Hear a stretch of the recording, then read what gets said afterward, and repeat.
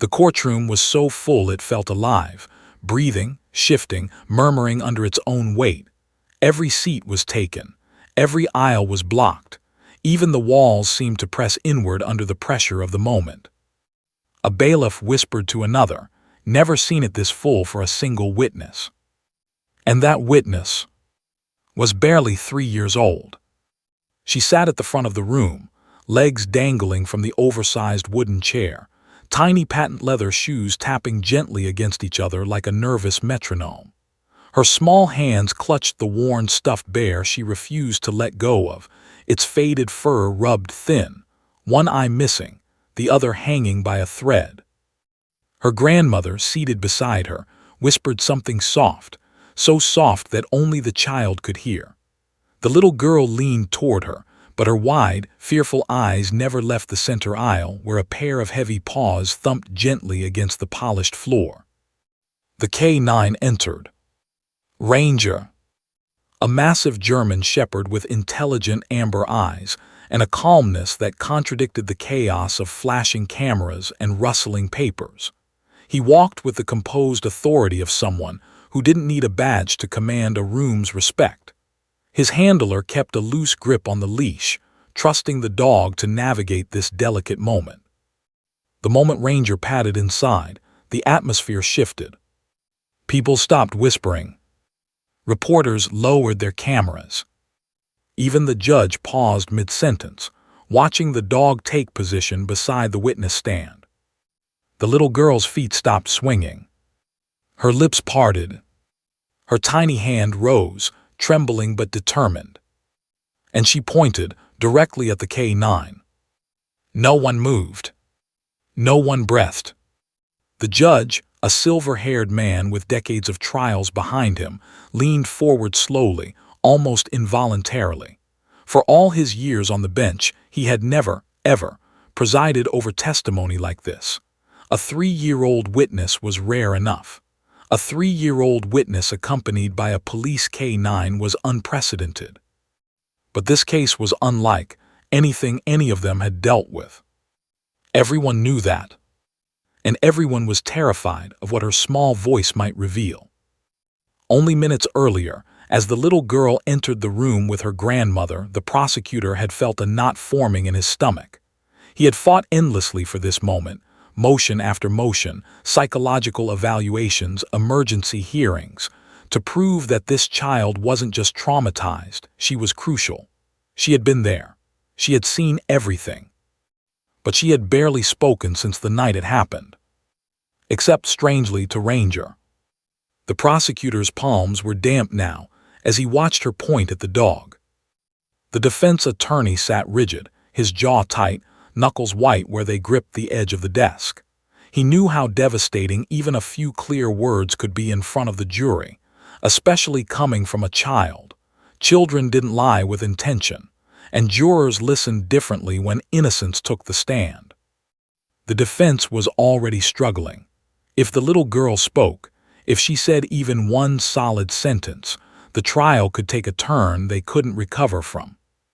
At the back of the room, rows of spectators, families, activists, curious locals, and even a few law students, watched as the little girl kept her eyes fixed on Ranger, her hand still raised.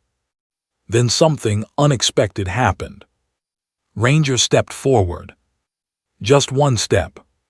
Slow, deliberate, but powerful enough to send a wave of emotion through the room. A single tear fell down the little girl's cheek. Not from fear, but from recognition. She remembered him. Whispers spread like electricity. That's the dog who found her. She hasn't talked since that night. Except to him, right? What's she going to say? The judge raised a hand sharply, silencing the murmurs. His voice was steady, but his eyes betrayed the tension beneath. "You may proceed," he said to the prosecutor. The prosecutor approached slowly, kneeling just enough to be at eye level with the child. He didn't speak yet. He waited. He knew that with children, especially children who had endured unimaginable trauma, silence wasn't empty. Silence was space. Space to breathe. Space to trust. Space to choose to speak. For several seconds, the only sound was the quiet hum of the ceiling fan and the faint clack of someone's pen hitting the floor. Then the girl's grandmother squeezed her hand softly. That tiny gesture cracked something open. The little girl lowered her pointing finger and looked at the prosecutor with round, frightened eyes. When she finally spoke, her voice was so faint the stenographer strained to catch it. Ranger stays. Her question, small, quivering, hit the room with surprising force. Some jurors leaned forward. A reporter's camera strap slipped from his shoulder. Even the defense attorney's shoulders dipped for the briefest, barely noticeable second. The judge cleared his throat. "If having Ranger present helps the witness feel safe," he said slowly, "then he may stay." The relief on the girl's face was immediate and heartbreaking. Ranger curled beside her chair, his large frame positioned protectively between her and the rest of the room. His tail brushed the floor softly, reassuringly. The prosecutor swallowed hard before continuing. "Sweetheart, we're all here to help you. If you feel scared, you can look at Ranger, okay?" She nodded, her small fingers weaving into the dog's thick fur. The courtroom felt like it was sitting on the edge of a knife. One word too sharp could send everything tumbling. One whisper too soft could change the direction of the case entirely. The prosecutor inhaled, steadying himself. Then he asked the first real question, the one they weren't even sure she would answer. "Do you remember the night the police came to your house?" The little girl froze. Her stuffed bear slipped from her hands and thumped onto the wooden floor. Her grandmother gasped quietly, bending down to pick it up. But before she could hand it back, the little girl's breathing changed, fast, shallow, panicked. Ranger lifted his head instantly. The prosecutor stepped back. The grandmother froze. Everyone watched. The little girl's eyes filled with tears as a memory, dark, sharp, terrifying, flashed across her face. Her lips quivered. Her hand reached out blindly, finding Ranger's fur again. The dog leaned into her touch, steady, unmoving, protective. And then her trembling stopped. She lifted her head, tear-stained cheeks shining under the fluorescent lights, and glanced around the room with a look that was too knowing for a child her age. Her mouth opened, just as the courtroom doors slammed shut from the hallway draft. Everyone jolted. Jurors gasped. Reporters stood. The judge's gavel slammed once, echoing like thunder. But the little girl, she didn't flinch. She stared straight ahead, straight at the defendant. And for the first time since entering the room, a spark, small but fierce, lit in her eyes. She took a deep breath, turned back to Ranger, and whispered something so quiet that even the prosecutor couldn't make it out. But Ranger reacted.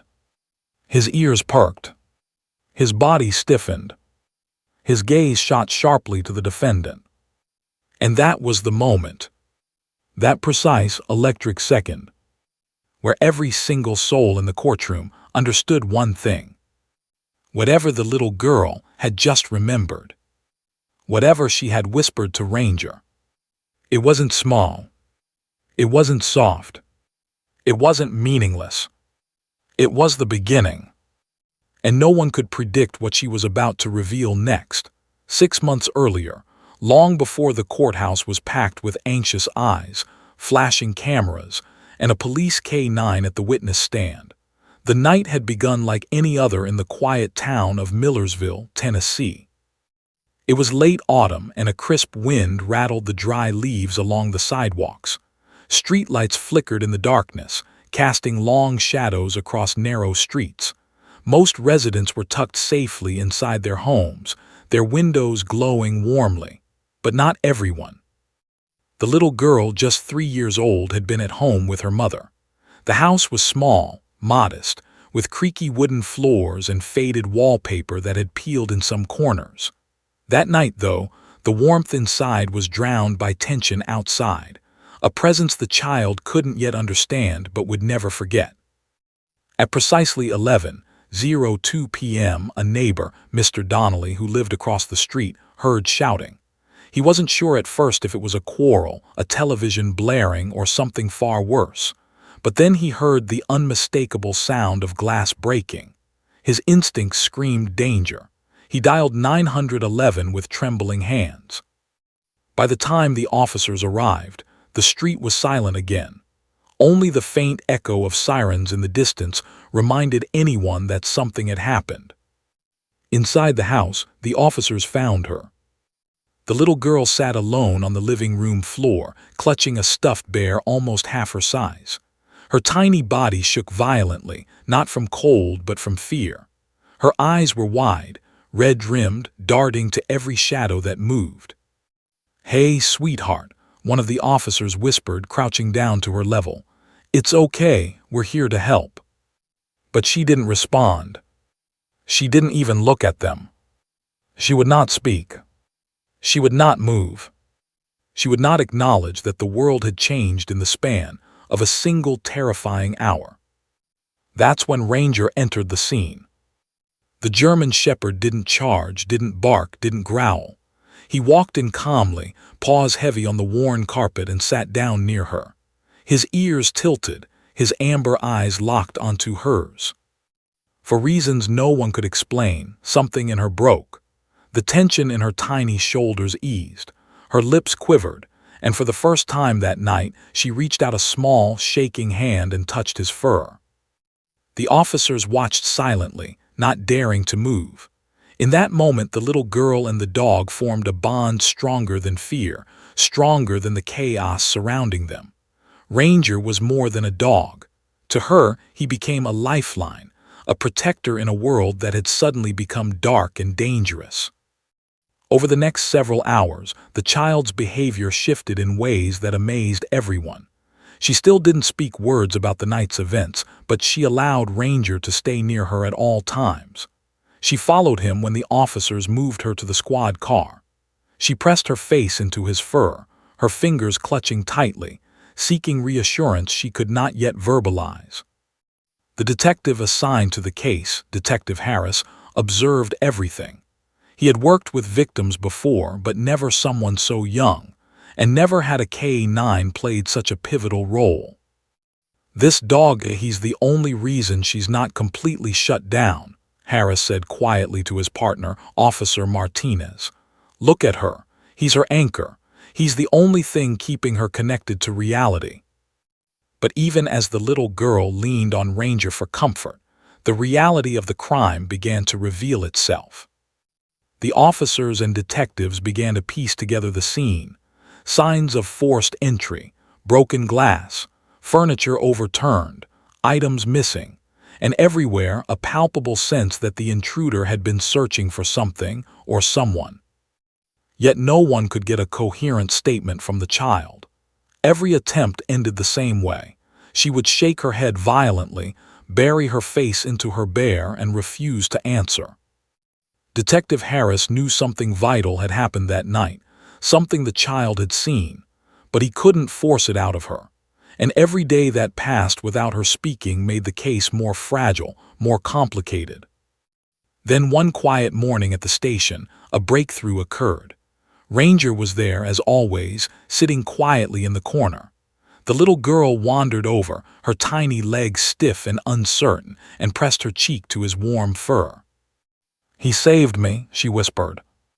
The detective nearly fell back in surprise. "Who saved you, sweetheart?" he asked gently. She didn't answer with words. She simply buried herself deeper into Ranger's fur, and he leaned into her touch, steady and unwavering.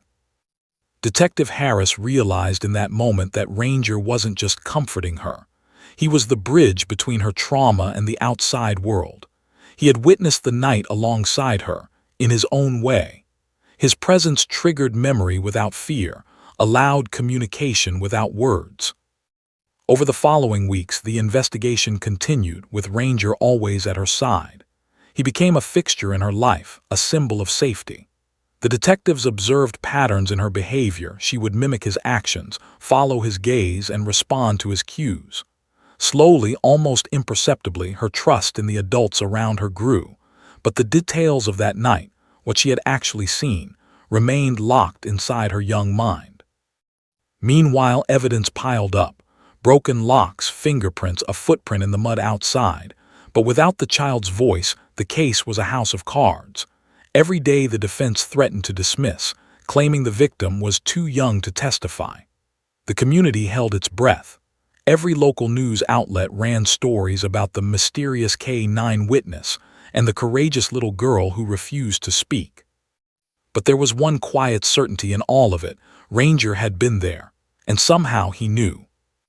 Detective Harris began to wonder if the dog could do more than just provide comfort. Could he, in some unspoken way, help the child reveal what had happened? Could the bond they shared be the key to unlocking the truth? The idea was unconventional, even controversial. Using a child with a police K-9 as a sort of co-witness had never been attempted in Tennessee or anywhere else. But desperation breeds boldness, and the prosecutor, after careful consultation with child psychologists, made the unprecedented request to the court: Ranger would accompany the child into the courtroom. It was risky. It was unusual. It was exactly what might save the case. And so the months passed, the trial date looming ever closer. The little girl, the detectives, and Ranger rehearsed quietly, in their own way. Ranger remained her silent guardian, his presence a tether to a world that had suddenly become frightening and unpredictable. On the night of the incident, the memory of the fear, the darkness, and the intruder never left her. But Ranger, always at her side, gave her courage enough to face the unimaginable, standing before strangers in a room packed with people and speaking the truth. Now, in the courtroom, as she pointed at Ranger, the memory of that night came rushing back in fragments: sounds, smells, shadows.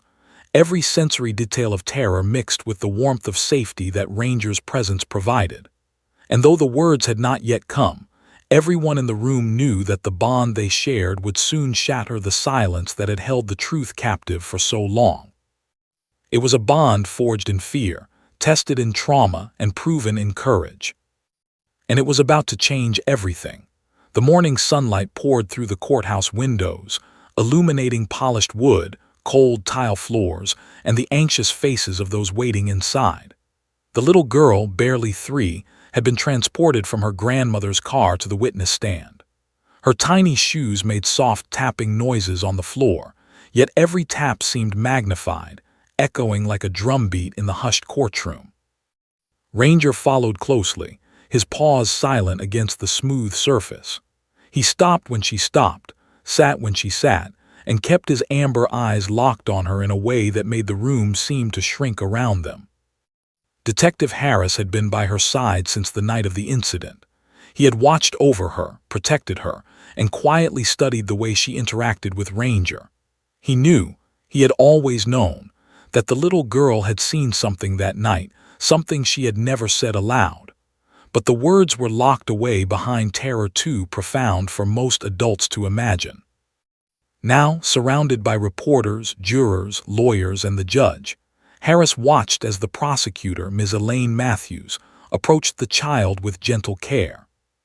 "Hi there, sweetheart," she said softly, kneeling just enough to meet the little girl's eyes. "I'm here to help you tell us what happened. If you get scared, you can always look at Ranger, okay?" The little girl nodded, clinging to Ranger's fur. The bond was visible to everyone. Even the most hardened courtroom veteran felt the weight of the trust in that room. The first question was carefully chosen, rehearsed in consultation with child psychologists. "Do you remember the night the police came to your house?" For a moment the child froze. Her chest rose and fell rapidly. She clutched her stuffed bear tighter. The courtroom was deathly silent. Everyone leaned forward as if their own breaths could coax the words out. Her lips trembled, her eyes darted to Ranger. His gaze met hers, steady and unblinking, and something in her shifted. She opened her mouth, but no sound came. The prosecutor leaned closer. "It's okay, honey. You don't have to say anything until you're ready," Ranger is here. Slowly, impossibly slowly, the little girl lifted her small hand and pointed directly at Ranger. A single teardrop slid down her cheek, glinting like a prism in the sunlight. She whispered, barely audible, he was there. Gasps echoed through the room. The jury exchanged incredulous glances. A reporter's pen hovered in midair. Even the judge's hand trembled slightly as he adjusted his glasses. Detective Harris felt a chill. He had anticipated breakthroughs, but not like this. Not so raw, not so immediate. The defense attorney's jaw tightened. Every instinct screamed that this was going to unravel their entire strategy. A 3-year-old had just confirmed Ranger's presence, and by extension, the presence of someone else that night. The prosecutor nodded encouragingly. Yes, that's right. And what did he do, Ranger? The little girl's lips quivered. She pressed her cheek against the dog's fur and whispered a word that carried the weight of months of fear, months of silence. Barked. The courtroom froze. Every head turned, every eye widened. Ranger's ears twitched. Even without words, the dog's reaction confirmed something the prosecution had long suspected. Ranger had responded to danger the night of the incident. Why did he bark? The prosecutor asked gently. The little girl hesitated. She pressed the bear to her chest, tears running freely now, and finally said, with a voice barely above a whisper, "'Cause he was stopping the bad man." A ripple of shock went through the room. Jurors sat up straighter. Reporters exchanged stunned glances. The defense attorney's composure wavered. Detective Harris felt his pulse quicken. For the first time, she had confirmed not just the presence of Ranger, but the presence of a threatening figure, the bad man she had seen. Every piece of the puzzle was falling into place. The judge leaned forward. "Do you remember who the bad man was, sweetheart?" The little girl looked around the courtroom. Her wide eyes scanned the room, eventually settling on a figure across from her. Every fiber of her being seemed to tense as she pointed, a small, trembling finger aimed directly at the defendant. A collective gasp erupted. The jurors were frozen, the defense attorney's face went pale, reporters scribbled frantically, and even the bailiff seemed unsure how to proceed. The child's voice, soft and quivering, carried through the room. He did it." Her words, though minimal, carried seismic weight. In them lay months of trauma, the culmination of terror, and a child's pure, unfiltered perception of reality. The room held its collective breath, aware that the truth had finally begun to emerge from behind the barrier of innocence and fear. Detective Harris stepped closer, speaking softly but clearly. "You're very brave. Can you tell us what happened next?" The girl clutched Ranger tighter and slowly began to recount fragmented memories, the sound of breaking glass, the shadow moving across her room, the fear that had consumed her. Every detail was punctuated by pauses, gasps, and tears. The jury leaned in. Each word, each pause created a tension that gripped the entire room. Even the defendant, who had sat stoically for months, flinched visibly. The prosecutors and detectives watched her like she was delicate glass, but they also understood something deeper. Despite her small frame, she was holding an immense power in her hands. Her recollections, though sparse, painted a narrative more compelling than any forensic report. And yet she wasn't done. She shifted her weight slightly, eyes returning to Ranger, then back to the defendant. She pressed her lips together, inhaled sharply, and spoke 2 words that would reverberate across the courtroom. "He saved me." The courtroom erupted, not in chaos but in stunned silence. A few tears slid down jurors' faces. The reporters lowered their cameras, stunned by the simplicity and gravity of the declaration. Detective Harris felt his throat tighten. He had been in law enforcement for decades, but the weight of those 2 words, uttered by a tiny child, witnessing her protector's courage, hit him like a punch to the chest. Ranger, as if acknowledging the gravity of the moment, sat perfectly still, head raised, eyes locked on the little girl. Every muscle, every sinew of his body seemed to radiate vigilance and loyalty. The defense attorney opened his mouth, but no words came. He had anticipated cross-examination challenges, but nothing could prepare him for the raw, undeniable testimony of a child supported by a K-9 witness. The judge, maintaining the thin veneer of composure required by procedure, paused. Then softly he said, "You are very brave, young lady. Thank you for telling us what you saw." The child nodded, tears streaming, her hands wrapped around Ranger. She had done something remarkable, not just recounting fragments of trauma, but asserting her own agency in the face of unimaginable fear. Detective Harris knew that this testimony would be pivotal. Ranger had been her anchor, her shield, her memory trigger. Without him, the child might have remained silent, the truth buried behind a wall of fear too high for words alone to scale. And yet the story was far from over. Because what the little girl saw that night, and what Ranger had acted upon, was only part of the puzzle.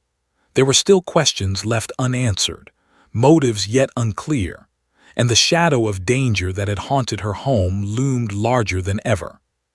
But for the first time, the courtroom felt the faintest tremor of hope. A hope carried not by adult reasoning, not by evidence alone, but by the courageous voice of a 3-year-old girl and the unwavering loyalty of a dog who refused to leave her side. As she returned her gaze to Ranger, her voice barely audible but filled with a strength that defied her age, she whispered one final phrase to him, so soft that only he could truly understand. "Good boy." The courtroom hung on the moment. Every adult present felt it, an unspoken acknowledgement that the smallest voices sometimes carry the heaviest truths, and the bravest heroes often have 4 paws and a steadfast heart. And deep down, everyone knew this was only the beginning. Because the secret she held, now shared, would start to unravel the entire case, and perhaps expose more than anyone was ready to face. The courtroom had never felt more alive, or more fragile. Every person inside seemed to be holding their breath, waiting for a single word from a tiny girl and the K-9 beside her. But outside, the machinery of justice was moving in a tense, relentless rhythm. Detective Harris walked briskly down the hall, clipboard in hand, his mind spinning with the implications of the little girl's testimony. She had said more than anyone expected, but fragments were still just that, fragments. The prosecution could not rely solely on the child's words. They needed a solid case, a chain of evidence that could withstand the scrutiny of defense attorneys, judges, and jurors alike. And yet, in many ways, the child had already changed the trajectory of the investigation. The officers had spent months piecing together the scene: fingerprints on broken glass, footprints in the mud, fibers and shards of a shattered window. Each piece hinted at the chaos that had unfolded that night. Yet without a voice to place a witness in the home, the case remained tenuous. Now, with Ranger acting as both protector and facilitator of memory, hope emerged. Prosecutor Elaine Matthews leaned back in her office chair, staring at a file thick with evidence. Her eyes flicked to photographs of the little girl, her face illuminated by the soft morning light of the courtroom. Her tiny hands still clutched the stuffed bear she refused to leave behind. She had seen something.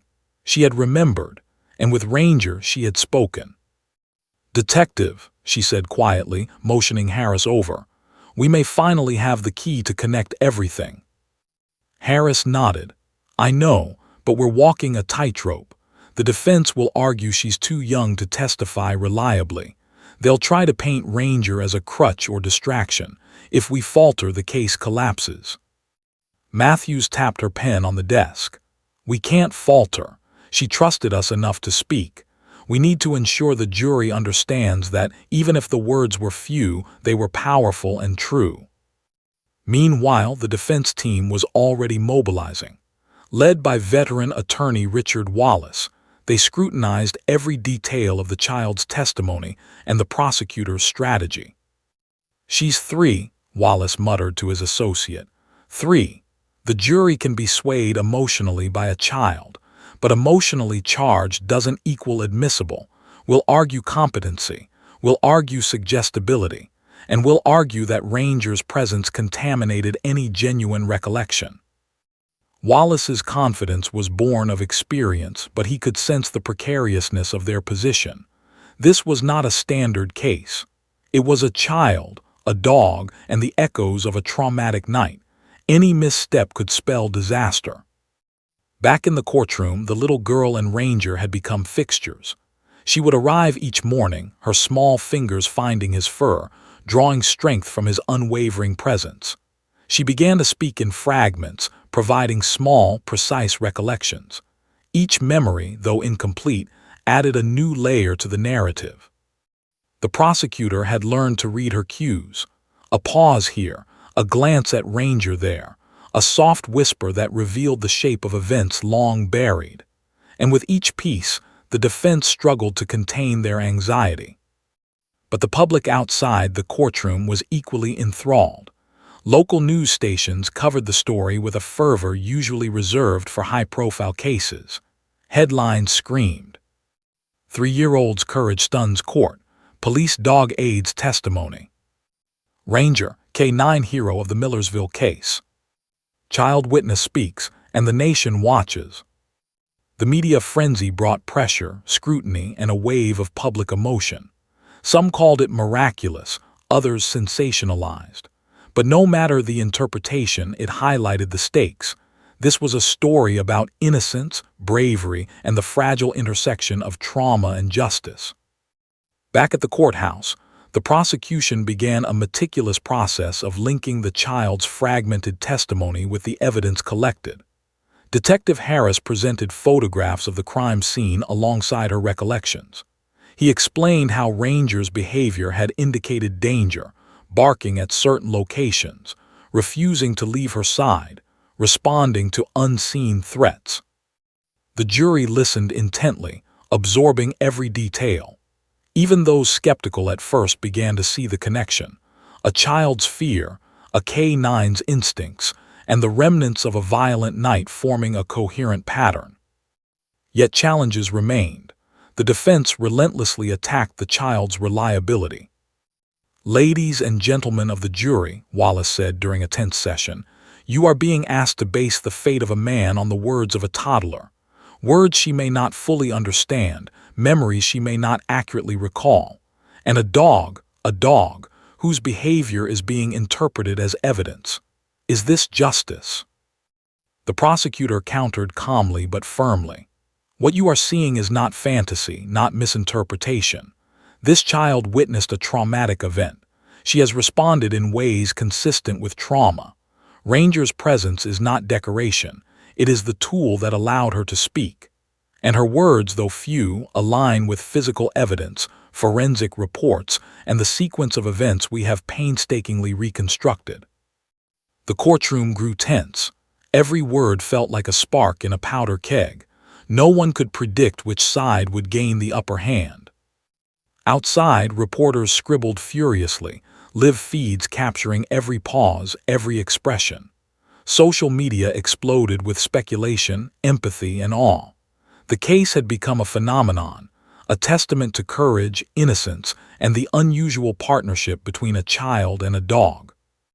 In the midst of this, the little girl remained quiet, trusting only Ranger and the familiar voices guiding her. She would whisper fragments, sounds, gestures, words, but each one was a puzzle piece falling into place, and each one increased the pressure on both the prosecution and the defense. Even the judge felt it.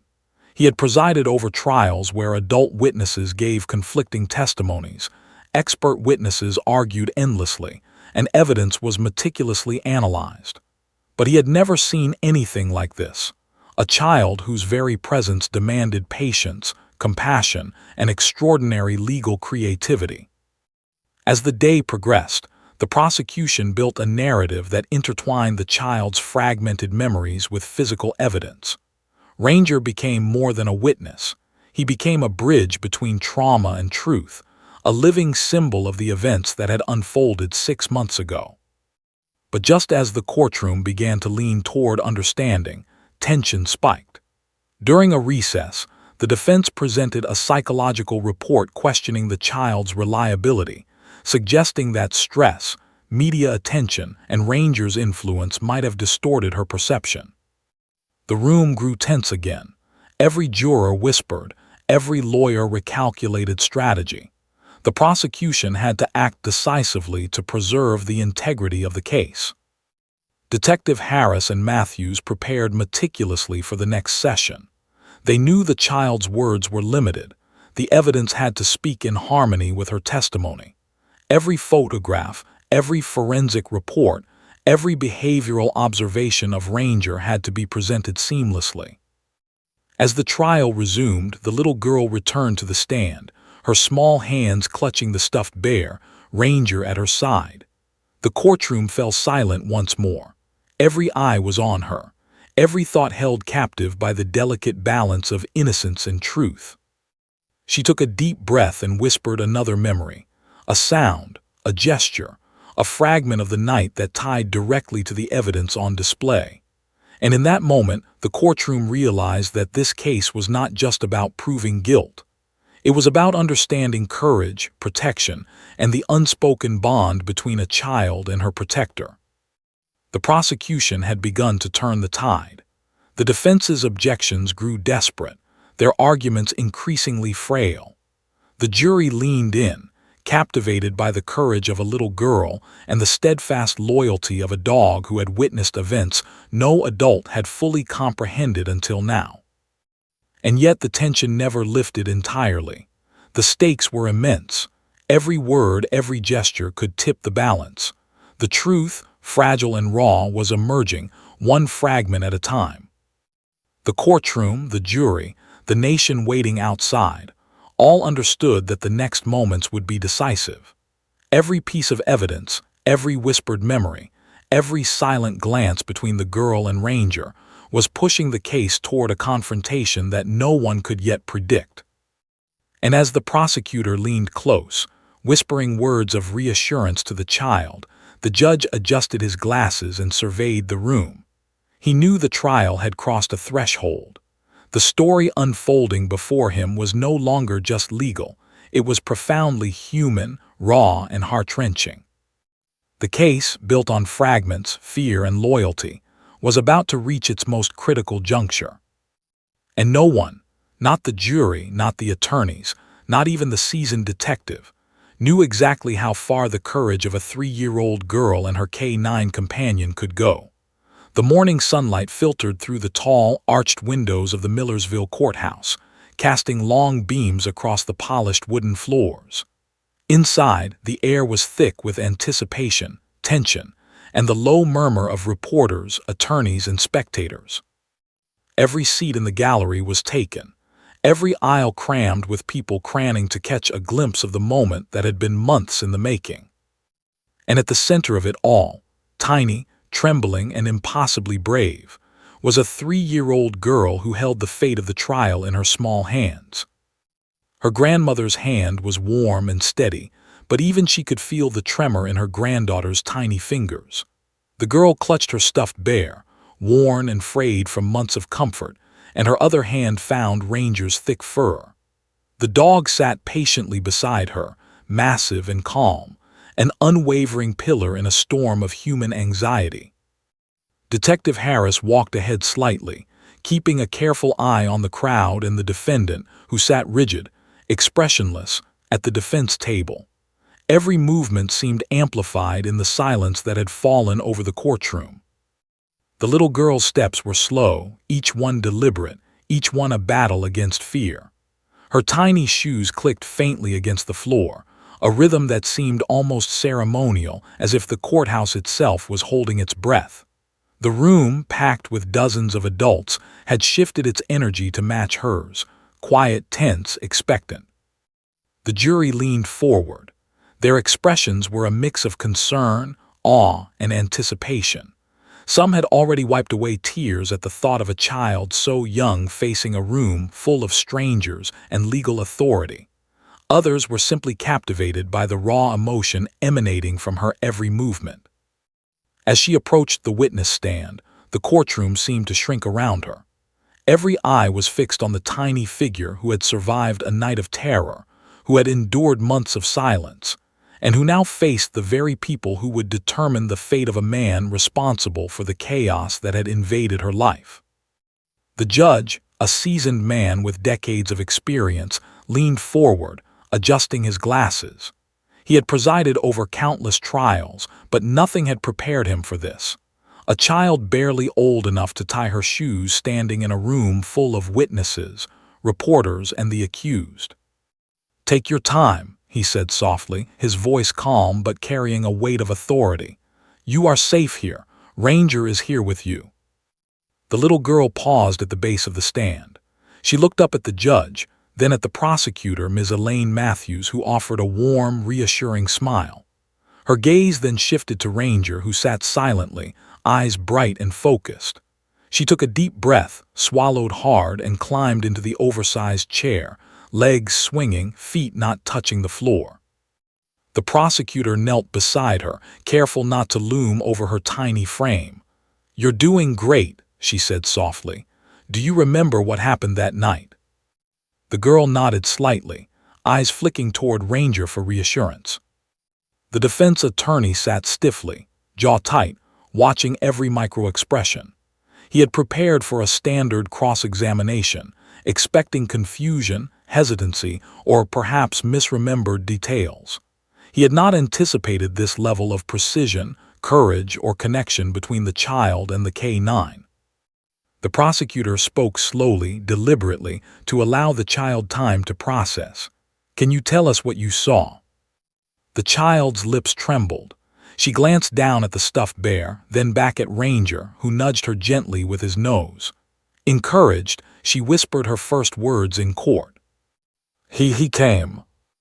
A hush fell over the room. Those words, sparse as they were, carried the weight of months of trauma, fear, and silence.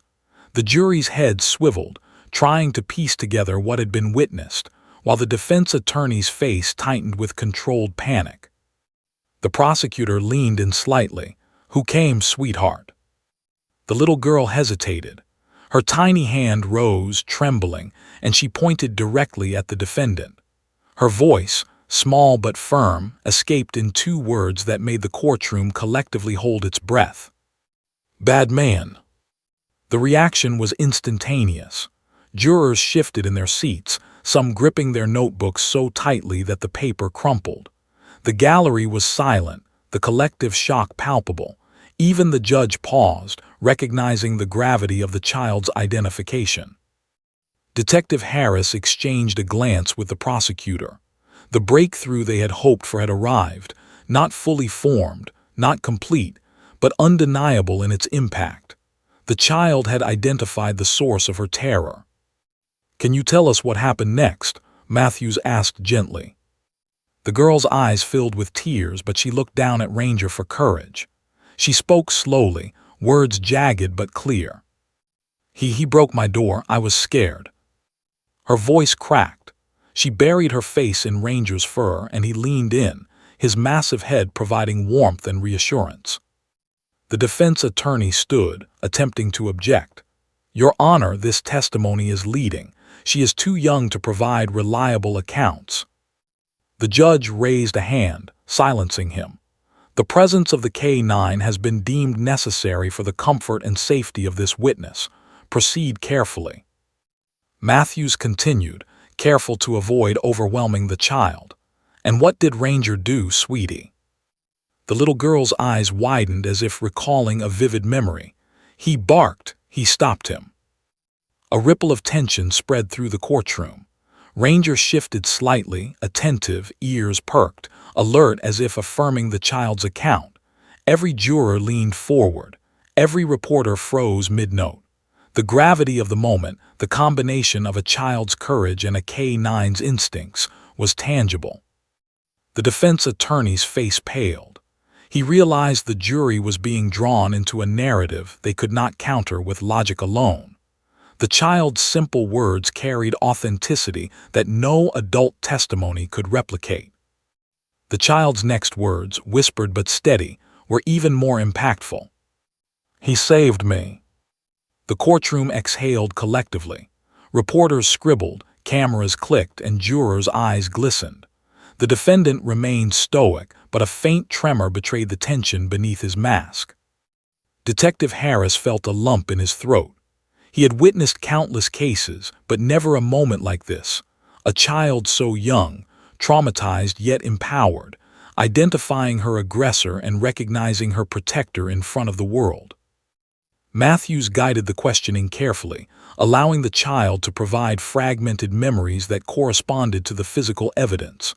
Broken locks, shattered glass, footprints, every piece corroborated her account.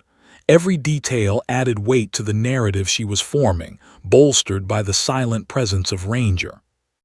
The gallery and jury could feel the weight of her words.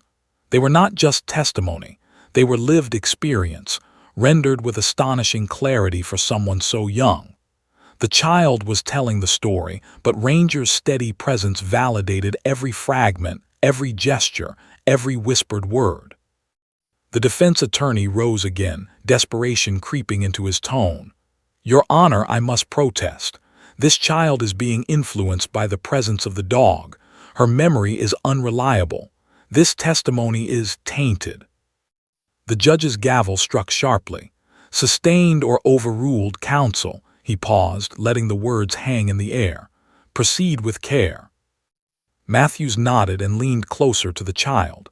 "Can you show us where he was?" The little girl pointed, trembling, and described the sequence of events with gestures, partial words, and reliance on Ranger's cues. Every movement, every look, every nod of Ranger confirmed her story in a language beyond words, silent, instinctive, undeniable. The jury was captivated. The defense struggled to regain control, but the courtroom had shifted irrevocably. The narrative was no longer abstract. It was visceral. It was human. It was real. And as the child returned her gaze to Ranger, whispered words of comfort passed between them. "Good boy." The courtroom understood something profound.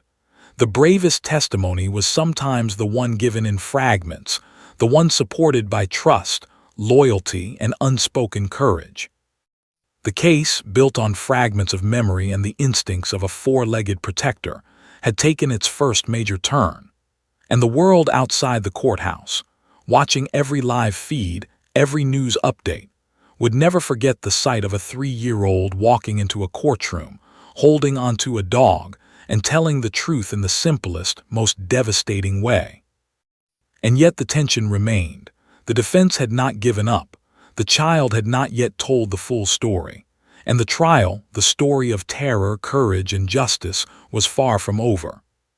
Because what the little girl had shared so far was only the beginning. The courtroom held a silence so profound it felt almost alive. Every eye was fixed on the 3-year-old girl, small and trembling in the oversized witness chair, her hand buried in Ranger's thick fur. The prosecutor, Elaine Matthews, leaned close, her voice gentle, careful, measured. "Sweetheart, do you remember what happened after he came into your house?" The little girl's chest rose and fell rapidly. She glanced at her grandmother, seeking reassurance.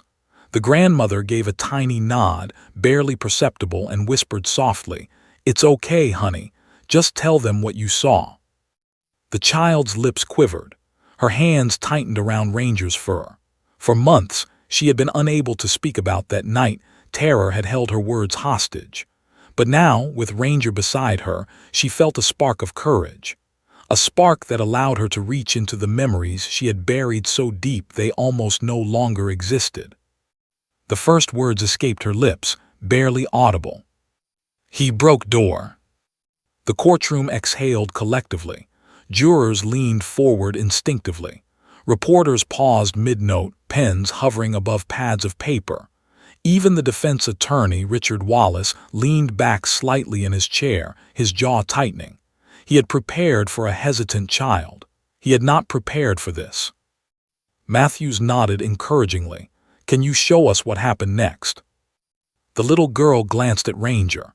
He nudged her hand gently, prompting her forward in the language only they shared. She pointed to an imaginary corner of the courtroom and whispered, "Go there." The defense attorney stood abruptly, face pale. "Objection, this is purely suggestive. The child is being influenced."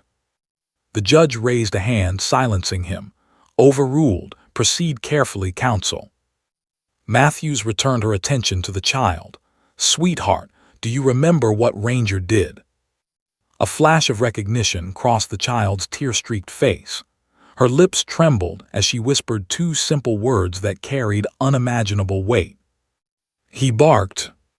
The courtroom went still. The word was small, but its implications were enormous. Ranger's instincts, his very actions, had become corroborating evidence. The little girl's fragmented memory, paired with the K-9's unspoken testimony, had begun to paint a picture that no jury could ignore. "Why did he bark?" Matthews asked, her tone soft, coaxing. The girl's eyes widened. She pressed her face into Ranger's fur and whispered with a small, trembling voice. "'Cause he was stopping the bad man." Gasps echoed across the courtroom. Jurors shifted in their seats. Reporters scribbled furiously. Even seasoned officers and attorneys felt a ripple of tension. This was no longer just testimony, it was a revelation. Detective Harris felt a chill run down his spine. He had anticipated breakthroughs, but nothing prepared him for the clarity and weight of those words from a 3-year-old. They confirmed what he had long suspected. Ranger had acted to protect her. Ranger had intervened. Ranger had witnessed. The judge leaned forward, adjusting his glasses. "Do you remember who the bad man was?" The child's gaze swept the courtroom, scanning the faces, her finger trembling as she extended it toward the defendant. Her lips quivered. The weight of the moment pressed on every adult present. Him," she whispered, her tiny voice carrying across the courtroom. A collective gasp swept through the room. The jurors froze. The gallery fell silent. The reporters lowered their cameras. Even the defendant, who had sat with an almost frozen composure, flinched, a shadow of fear crossing his face. Detective Harris exchanged a glance with Matthews. The breakthrough had arrived, not complete, but undeniable. The child had identified her aggressor in the presence of the entire courtroom. Matthews encouraged gently, careful not to overwhelm the child. "Can you tell us what he did next?" The little girl's hands gripped Ranger tightly, her fingers digging into his fur. She spoke slowly, her words jagged but vivid. "He break window, I scared." A hush fell over the courtroom. Every detail she spoke seemed to hang in the air, palpable and raw. Her memory, though fragmented, matched the forensic evidence. The broken glass on the floor, the locks torn from their frames, the footprints in the mud outside. The defense attorney's face tightened. He had anticipated doubt, uncertainty, and hesitation, but not this. The child's words, paired with Ranger's presence and the corroborating evidence, formed a narrative that could not be easily dismissed. The prosecutor continued with careful guidance. "And then what did Ranger do, sweetie?" The child's eyes widened as she recalled the moment of pure instinct, pure courage. "Stop him," she whispered, voice trembling but firm. The courtroom exhaled collectively. Ranger shifted slightly, his body taut, ears perked. Every person in the room understood. The dog had acted to protect her, and the child recognized it. Her small voice and his silent vigilance were in perfect harmony, painting a story of fear, bravery, and survival. The little girl's next words, soft but powerful, resonated across the room. "He saved me." Every adult in the courtroom felt it. Tears welled in the eyes of jurors. The gallery gasped. Reporters scribbled furiously, some shaking with disbelief. Detective Harris' throat tightened as he realized the enormity of what had just been said. The child had confirmed, in her own words, the K-9's intervention, her own survival, and the presence of her aggressor. The defense attorney rose again, his voice shaking. "Your Honor, this is highly prejudicial. A child this young cannot provide reliable testimony. The presence of the dog is unduly influencing her statements." The judge's gavel struck the bench sharply. "Counsel, proceed with caution. The court has previously ruled that the dog may remain for the comfort and safety of the witness. Continue." Matthews nodded, returning her attention to the child. "Can you show us where he was?" The child's finger wavered slightly before pointing toward the defendant. Every juror leaned forward, captivated by the tiny, trembling gesture. Ranger's head lifted, ears forward, body taut with instinctive awareness. He was affirming her story without words, silent, unwavering, undeniable. The gallery was spellbound.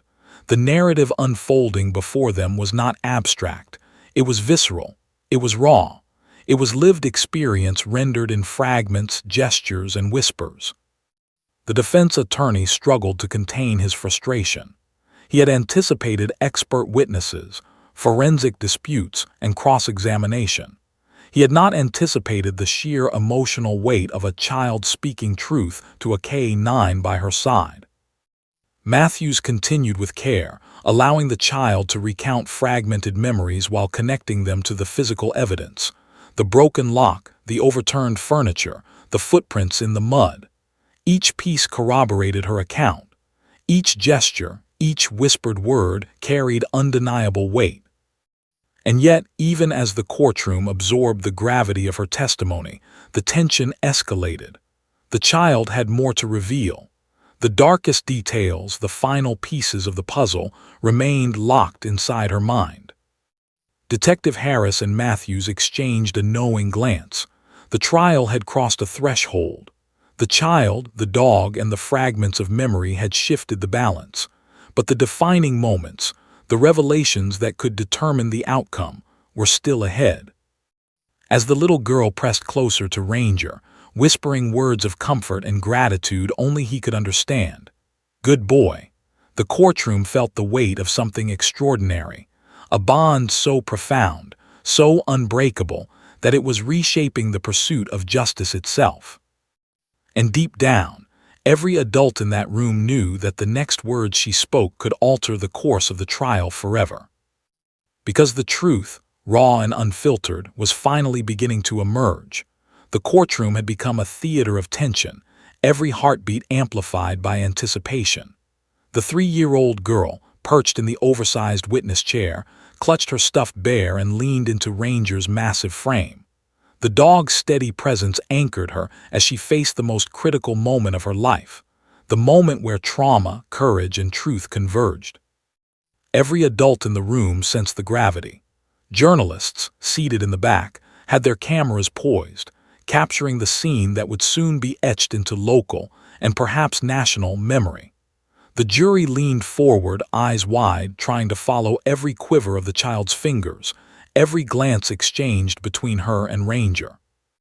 The defendant sat at the defense table, attempting to maintain composure, but even he could not hide the subtle tremor in his hands. The weight of months of silence, the presence of the child who had survived his intrusion, and the unwavering K-9 standing sentinel beside her pressed down with an almost tangible force. Prosecutor Elaine Matthews crouched beside the witness stand, her voice soft but deliberate. "Sweetheart, can you tell us what he did when he came into your house?" The little girl's tiny fingers clenched Ranger's fur. She looked up at him, as if drawing courage from every ounce of his loyalty, and whispered, voice barely above a breath, "He'd take." The courtroom held its breath. The 2 words were simple, but their weight was staggering. They carried the echo of fear, the shadow of a night that had haunted her sleep for months, and the innocence of a child forced to confront danger beyond her comprehension. Matthews nodded gently. "Yes, that's right. And what did Ranger do?" A flicker of memory crossed the little girl's tear-streaked face. Her lips quivered and she pressed closer to Ranger. "He barked stop." The jurors leaned forward, captivated. Every movement of the child, every subtle shift in Ranger's posture, created a choreography of truth that no adult testimony could replicate. The defense attorney, Richard Wallace, stiffened in his seat, the first signs of desperation creeping into his composed demeanor. The judge adjusted his glasses, his voice steady but imbued with unspoken tension. "Proceed carefully, counsel." Matthews nodded and returned her attention to the child. "Can you show us where he was when Ranger stopped him?" The girl's trembling hand rose, pointing directly at the defendant. Her eyes were wide, filled with both fear and recognition. She leaned back slightly, seeking reassurance from Ranger, who pressed his massive head against her shoulder. The gallery exhaled collectively. Reporters scribbled frantically, capturing every gesture. The jurors exchanged glances, absorbing the gravity of the child's identification. The room seemed suspended in time, waiting for the final confirmation that would crystallize the narrative in everyone's mind. "She's identifying the defendant," whispered Detective Harris to Matthews, his voice low but taut with awe. "This is it. This is the turning point." Matthews smiled faintly, her heart pounding. "Yes, but we have to let her do it in her own words." The child took a deep breath. Her small chest rose and fell, tremors running through her frame. She whispered again, barely audible, two words that would reverberate through the courtroom, through the hearts of those watching, and through the trajectory of the case itself. "Bad man." The room erupted, not in noise but in stunned silence. Every head turned toward the defendant. Every eye held him accountable without a single additional word. The jury's collective gasp seemed to echo off the wooden panels. Reporters lowered their cameras momentarily, overwhelmed by the power of a child's identification. The defendant flinched, the first crack in his composed exterior. His hands gripped the table, knuckles white. For the first time, he looked genuinely unsettled. Detective Harris felt a chill run through his spine. He had known the child's testimony was pivotal, but hearing her speak those words in that precise moment, with Ranger beside her, confirmed everything. The pieces of the puzzle were falling into place. Matthews continued with careful guidance, allowing the child to recount small but critical fragments of the night. The sound of glass breaking, the intruder moving through the house, the fear that had enveloped her. Every whisper, every gesture, reinforced the narrative and was corroborated by the physical evidence meticulously gathered over months. Ranger, silent and vigilant, reacted subtly to each memory. His ears twitched at certain words. His body shifted slightly, leaning toward areas of imagined danger.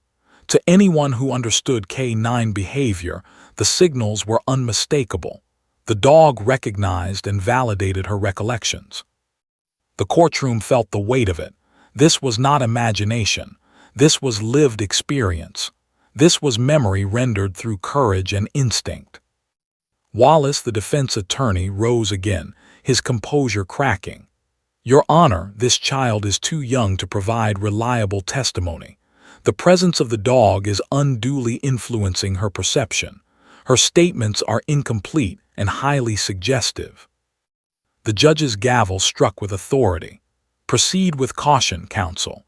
The court has already ruled that the K9 may remain for the witness's safety." Matthews returned to the child. "Can you tell us what happened after Ranger stopped him?" The little girl paused, swallowing hard.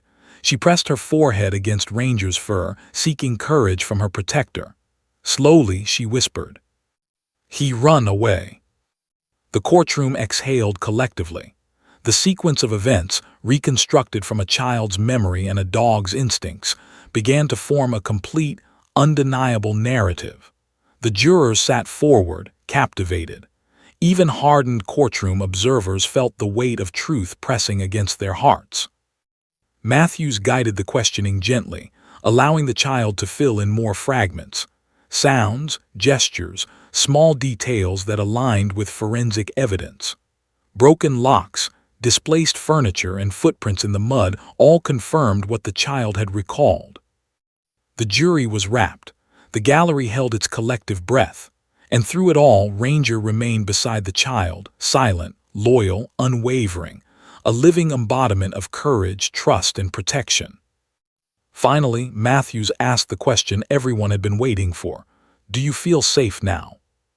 The little girl looked up at Ranger, her face still wet with tears but calm. She nodded, her tiny fingers stroking his fur. Yes, Ranger, stay. The room felt the emotional weight. The 2-year-long struggle, the months of fear, trauma, and investigation had led to this moment. A 3-year-old standing firm, nomming her aggressor and acknowledging the protector who had kept her safe.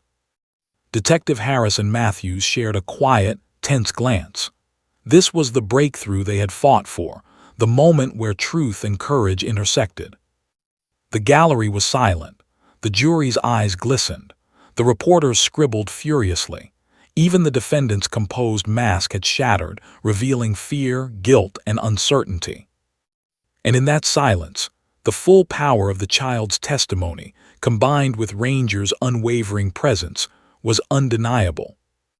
It was a moment that would be remembered not just as evidence in a trial, but as a testament to courage, loyalty, and the unbreakable bond between a child and a dog who had become a hero.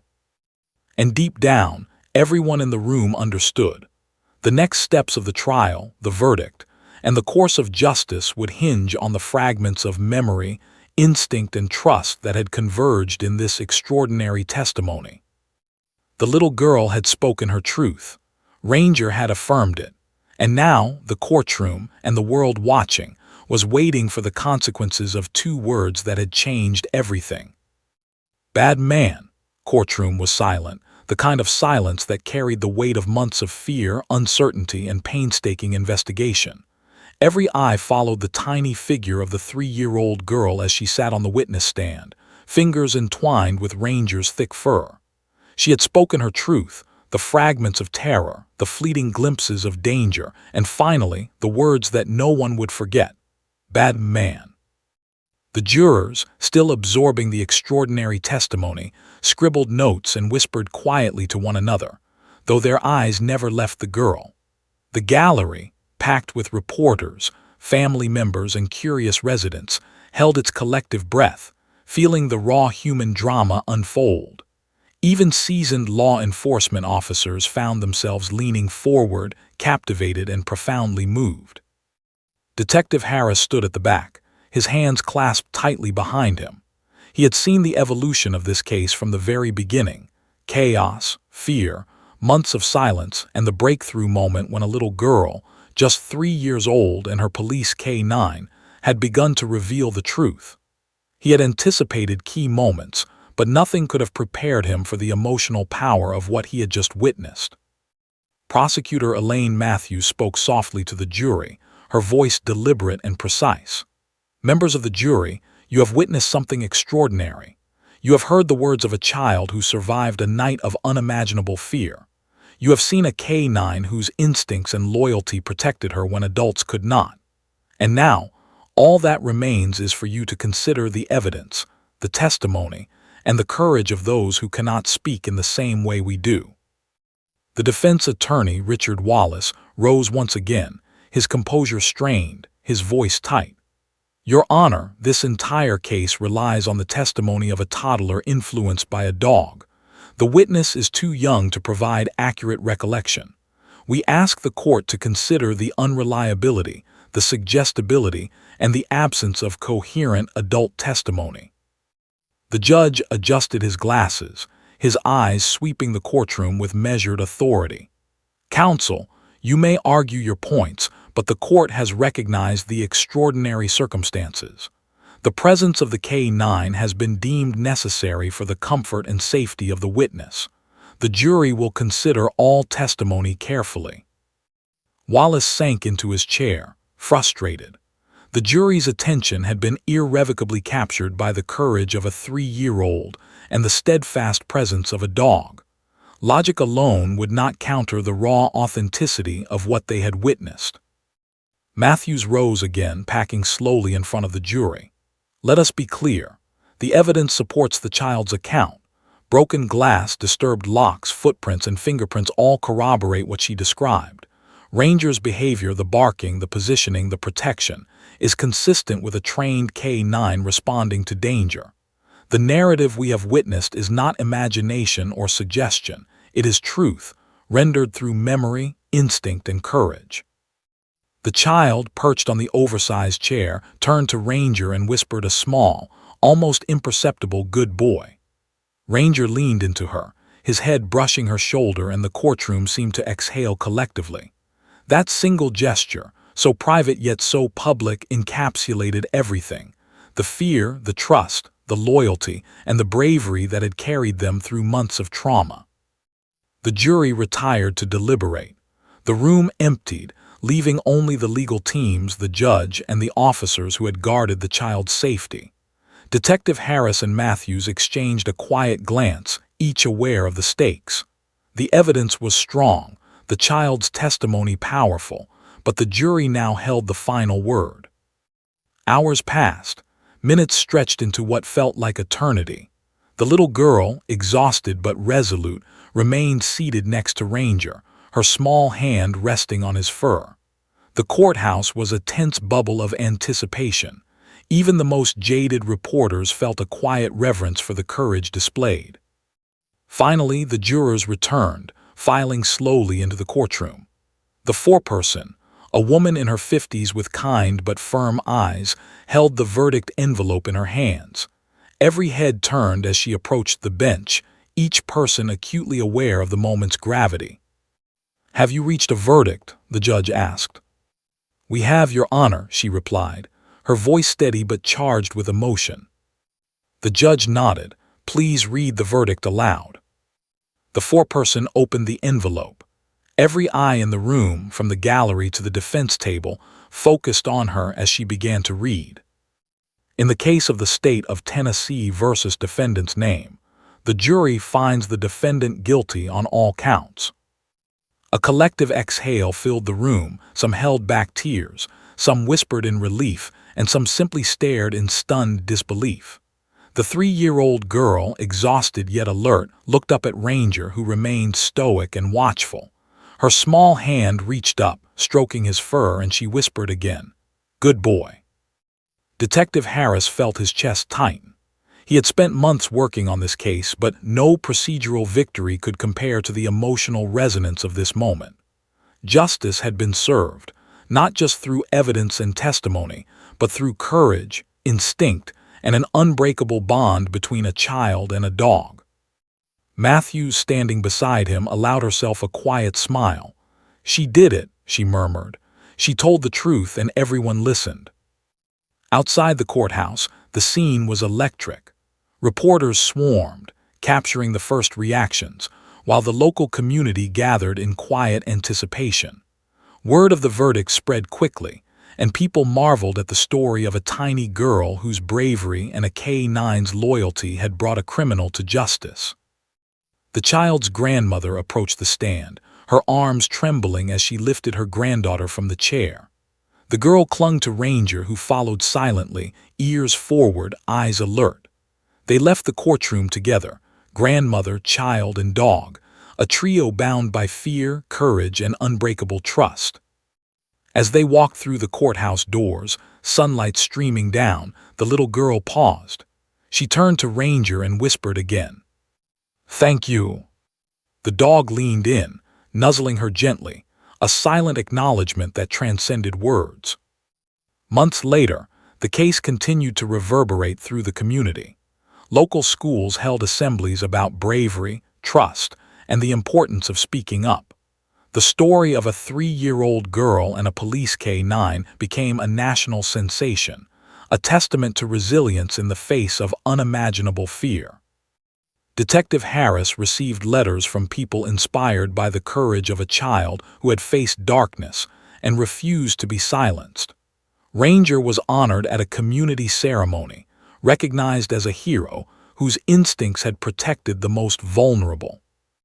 And the little girl, though she remained just 3 years old at the time, had transformed from a silent victim into a symbol of bravery, trust, and the extraordinary bond between humans and animals.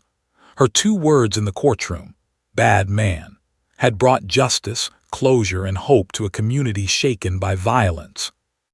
In the quiet moments after the trial, as the courthouse emptied and the media frenzy faded, Detective Harris observed the trio walking down the steps, the child, the grandmother, and Ranger. The bond between them was undeniable.